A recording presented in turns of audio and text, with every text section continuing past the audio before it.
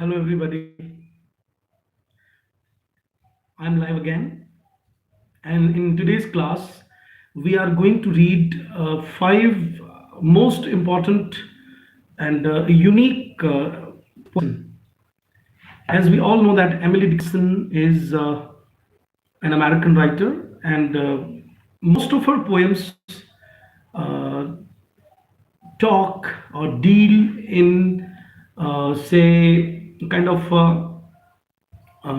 themes which are very much either spirituality, feminism, or say kind of transcendentalism.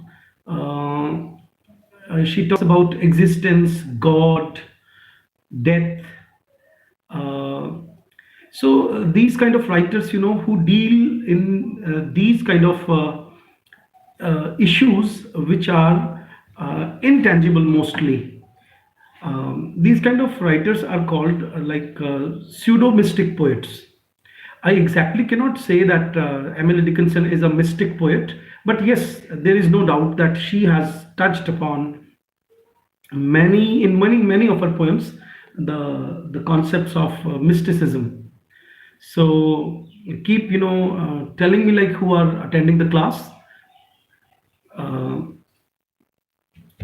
Emily Dickinson is an American writer, and she is known for the kind of loneliness in her writings, the kind of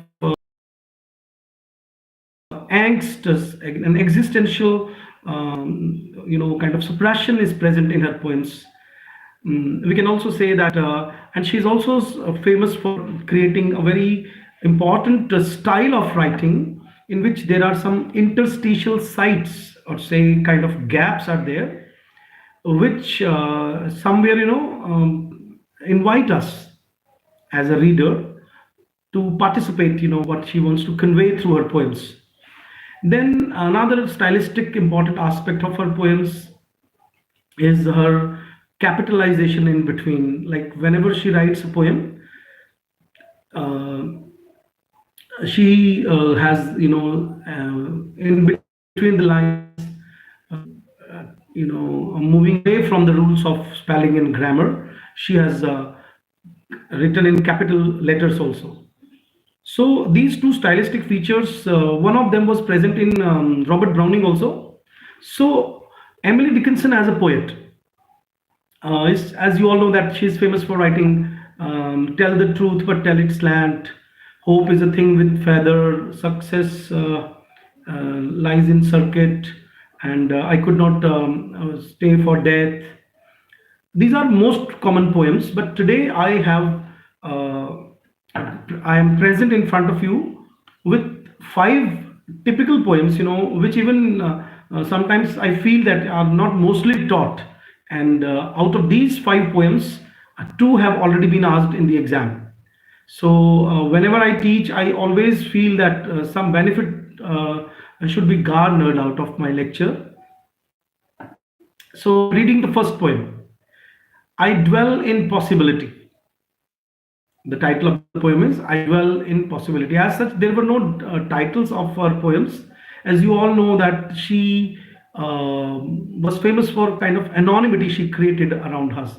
Her anonymity mean to say that she was very shy and are very conscious. The people of high level of consciousness, they can be at times shy, and it is said that when she died from below her from under her pillow, there were around 2000 poems were traced, and then her brother was instrumental in publishing those poems, and some poems were published in her lifetime also, and she was unmarried, and it is said that spinsterhood was a kind of forced one, and sometimes we read that she herself was not inclined towards marriage.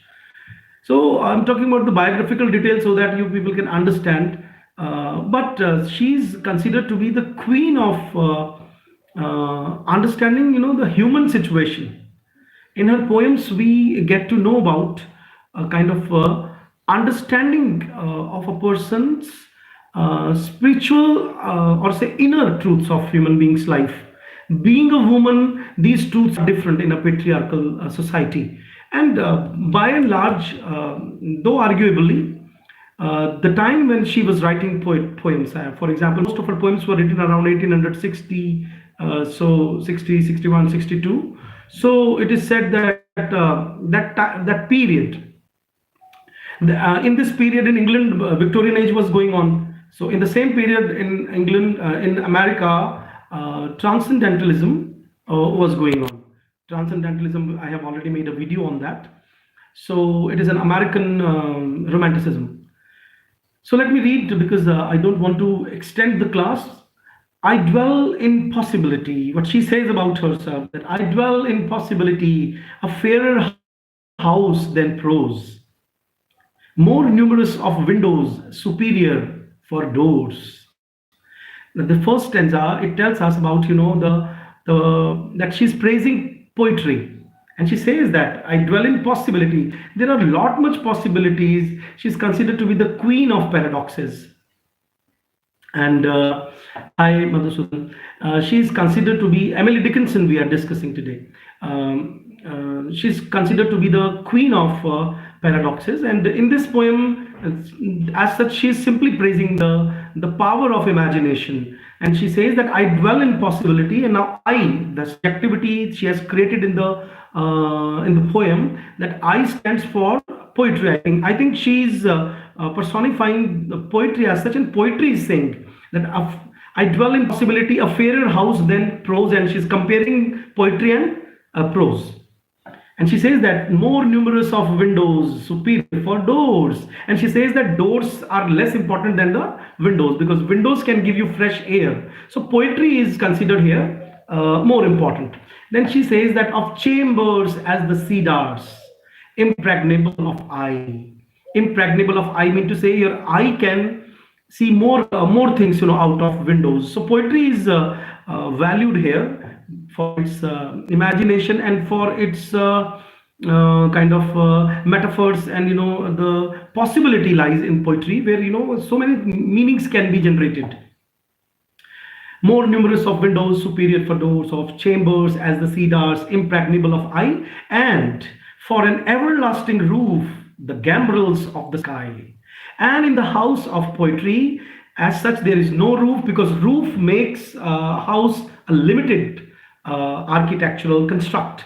So she says that for an everlasting roof, the gambrels of the sky. Sky is the limit of visitors, the fairest for occupation. And visitors are the readers. When somebody comes to poetry and they start living, as you know that in this poem, the poet has compared. No, I'm not talking about service poem. I'm talking about a poem. I dwell in possibility.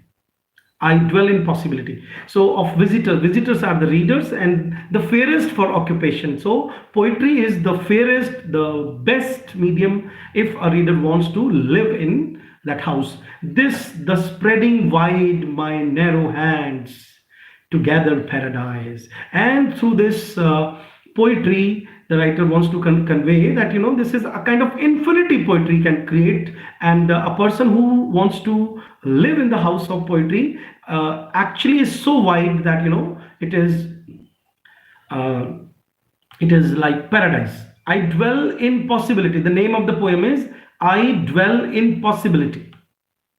Okay, so I come to the next poem, because I've decided to talk about in this 20 minutes class five poems, small poems, which are not very famous, but two questions have already come, already have appeared in the exam out of these five poems.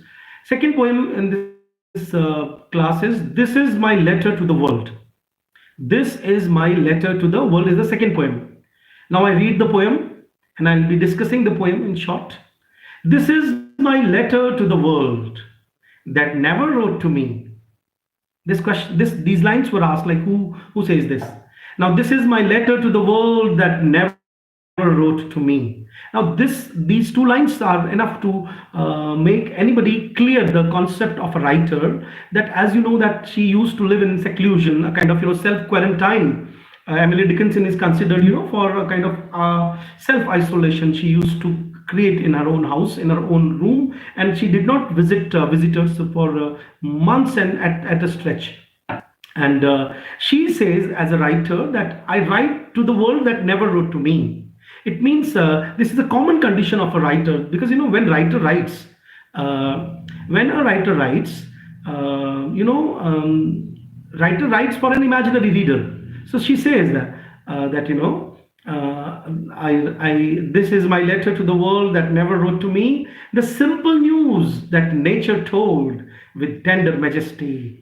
The simple news that nature told means I write from my own inclination, from my own understanding, from my own cause, which I feel fit to write about. Her message is committed to hands I cannot see. Nature talks to me. Writer says. The writer says that messages are imparted to me. They are given to me, but I cannot see the hands that give those messages to me. For love of her is here nature. Sweet countrymen, judge tenderly. Hello, Manisha. For love of her, sweet countrymen, judge tenderly of me. So this is again a very small poem of 8 lines. And what can be the message? The writer is talking about her, writing poem. She said she is tempted to write in an artistic manner, and it is nature which compels her to write.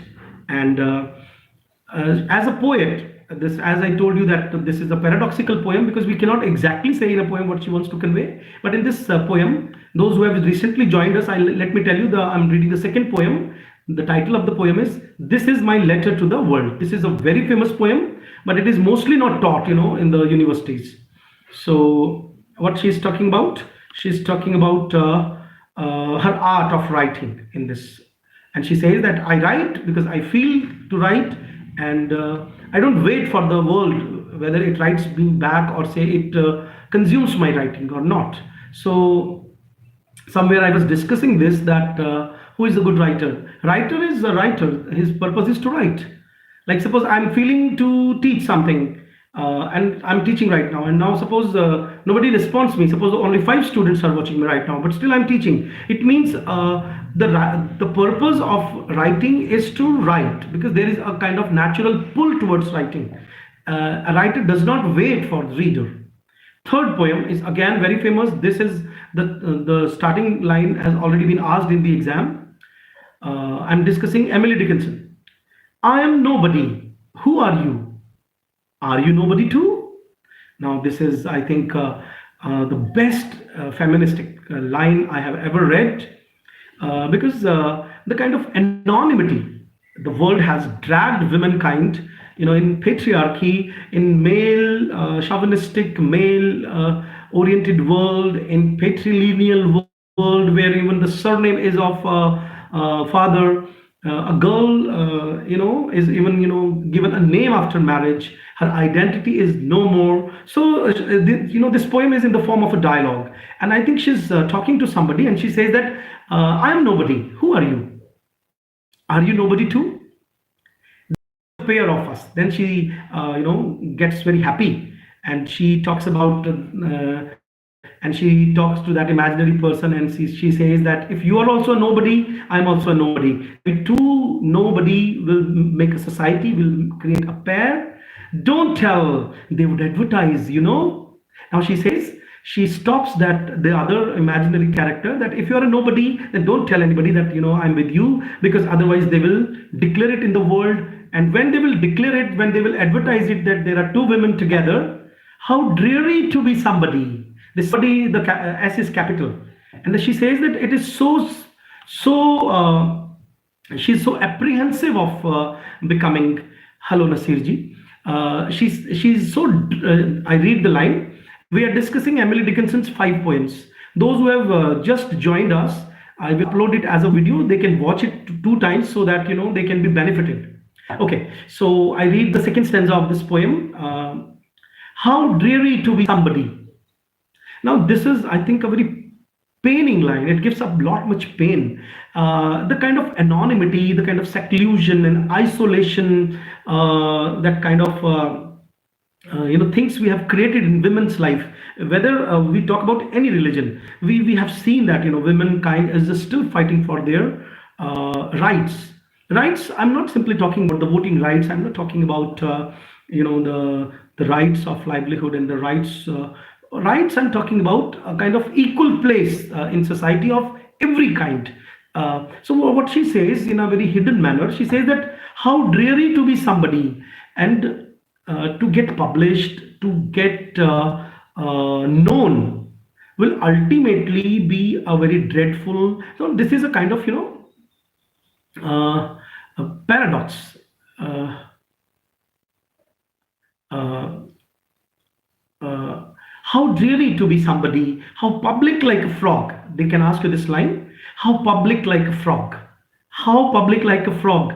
Like you see a frog somewhere, and when you see a frog, almost 25 minutes now, and if you can write comments, I will be ready with the topic of your choice.